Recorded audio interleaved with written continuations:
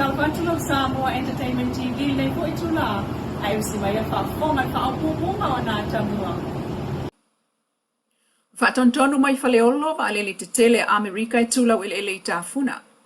Wana umia Samoa mlai va le America Samoa itafuna. Pe au oina fa atupe ngalwe ngolo fa atino mai mlai va le Samoa faleolo. Mo America Samoa le territorio America il Pacifica. Na fuo na la ngale sa ngal minister le Samoa Airways le fio ngale tinu uwen so yalo. Ile polkalame le radio Samoa na wasilngi ai le mota faitula fono le senator tutuila manua. Elona prestene le tutongi o lo tula wele ele ai va le Samoa itafuna. Peitai o le tali le tinu. A o ina fa atupe el minister mala va le Samoa le fio nga olo a fonfiti va ai nga wenga. O lo fatino ele tawa al mlai valele o Samoa i faleolo, mole mlai valele o America Samoa i tafuna, o te tawa na umia pe o ne Samoa mlai valele lea. O te tonu o tusi whawhia le whiunga mista ia o loi tutui le tūlanga lea. E leise la koutawa. E control e valele. E o vola i valele tele i o mai Amerika mau mai malani tutuila. E le certain distance e o mai ei. Control lola i e faleolo i le landing ma take off o fi. Ma take off o vaia. O lea fo ila e wha o ngā tui tātou. Ia e control e toi me tātou vale le i o i o. A wha pela o lako landing fees nga. A ele tongi a mesi tupa i a tātou. A o neina wha tupa e lai whiunga ia olo i a ngā nuenga ia. O te lo o taunga o ne tātou ma lai vale le lai tutuila. Ia ai whainga tā, e langa o le vāwhea loa i ma whatanonga i lunga le a toa Samoa. Le whatino i le tūlanga le la o whionga. I le nā whatanonga al minister Samoa Airways na Samoa i le tunu. Wa tusi whaafia olo i le tūlanga lea o le ai o sa la tōtawa i America Samoa e control pe whaatontonua i valele e o lava i vaatetele mai America. E o mai loa se vai ngon whaatontonua tulua lea e Samoa whaleolo. Whapena i fo'on whaatontonua tuai ma valele a Samoa mlanga atu i tafuna America Samoa. O leisi fo i lea sao so tanga whaaleuso a Samoa na lua o whaia nei malana atoa o Samoa. Peitai, o toi mana tuai le tamai valele lena pa ui America Samoa ya yu leilua lua o sulfa il sulta silepo. O moli ma waile ministaya le tinu. E li ta ua mai whaleolo, wa alu pongi sa lava le pailate. Ai wha maungal na wha labe mali potia le Samoa News a tutuila. O maastalomia o se afianga mai winga lolo wa le taui taimina lele ai ilunga le baa. Ma pa ui fwai tofu le sami. Ai le umio na masi ese atu matafuna.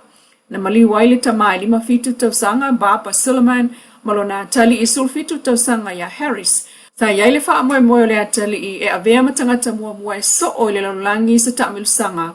Ai o sitama iwa alele a fitasi, malona pailate au tu pito ila ititi. O lea misiona o se whaasa ili ngā tupe ati na ea ia o ngai Pakistan. Na maua tino mali liwal pailate malona tama, matoe whaafo i atu i Amerika, peitai. Na talano ai fo ila fionga ia la tinu u, le abea i leo lana wha mua iwa alele le Samoa Airways, o felele ia i le vao motu ili taiminei. O whaiva tausanga al matua o leisi va, ai o tolu valu tausanga leisi, ai tolu fitu tausanga al matua o leisi va lele. E manatu le minister, wa tau nava ese le va lele whaiva tausanga, ai au mese va lele tu iai, matua whai va lele tolu valu tausanga, ma le tolu fitu tausanga al matua, peitai. E uilele ai o se tawa America Samoa e whaatonton wai va lele te tele o lo tula wile ele itafuna, whaapena fo i va lele a Samoa, e iai le ai inga, e pule ai lava America Samoa i lea whai o wa lele mai upolu e tula o ele aso e tolu i le wha ai asili atu o talo sanga al whaatananga. O le inga fo le na Samoa mo wa lele tula o ele lona malai pe fo o isi malai wha alvao malo. Ai o America Samoa la vai e leiso la tu tawa po se whale wa ai wa lele e wha tonton wai wa atau nu uma wa malanga ese e pe on sa noal minister wha la wa tele lunga sota inga tele vave. E nisi o tala whaatali toi whaafo i mai i Samoa o se tama o soli tula fono i Australia. O lo fuafuole mtanga runga wa ia tua o il malo tele Australia i toi whaafo i mai i Samoa. Stasi o tama e whaile to alua mo le whanau i Samoa nei. Aina wha amao ni al wha msinonga lana soli tula fono i Australia. Ma whale pui ai. O lea tama e tolu lua tau sanga al matua mai na malangatu i ngā runga wha amai taimi Ma fale pui pui ai fa to atolu ma sina talu ona to ai tonu I Australia. Ma fuan fa o lima male amio le pule ale lei. Isa fa tal no nga tu stala mala na fiong al minista. Sa no le minista nga renga fa vai tai mi le ma fa ile mtanga renga po se isi lava ona fo ia le tulanga fa fita uli. E ono tupu pea. Ai le o malolo ai le mtanga renga isa ili fo. E ala le ngā lue fa atasi ma le pa i o le tunu fai fe au mai ka le sia o lo Australia ma New Zealand.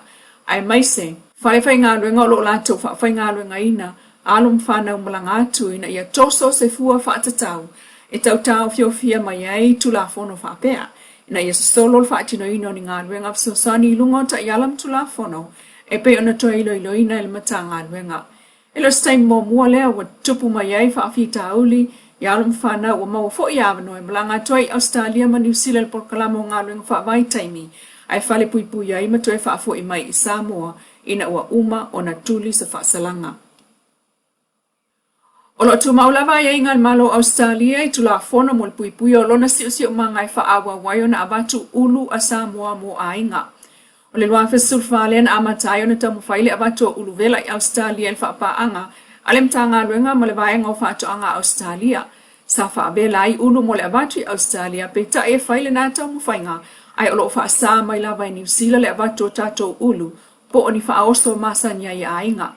O le tasi o vaenga o tau sami pāleni wasilia le tolu wahwe tau sanga o whaalangolango I eitanga tātu motu o tātu tulangi. Ona o le tele le vitamini C, le B complex, ma le potassium me mau le ulu. O le sia o ngā le ulu na ki tau fio fia ni utereni le tino, ma losi ai le fatu poe fo I le ma losi. O nai tu o ngā le ulu I le tino, o lo fa awa wai lavo na la watu, ulu a tutuila I Amerika Samoa, a ngā I Amelika I la tu sua vai ma fa oso a inga peitai. I le lisi o ai ingo le abatu o ulu a Samoa I Australia, e iai ngā fa apitoa mo ulu e abatu fa apisinisi. E ese mai tu la fono masan iai o ulu, e ave fa oso mo a inga I Australia. Lau Samoa Entertainment TV mai apia, prefeiro ele aswatai au le alofo le tua, ai fa soi kuoia.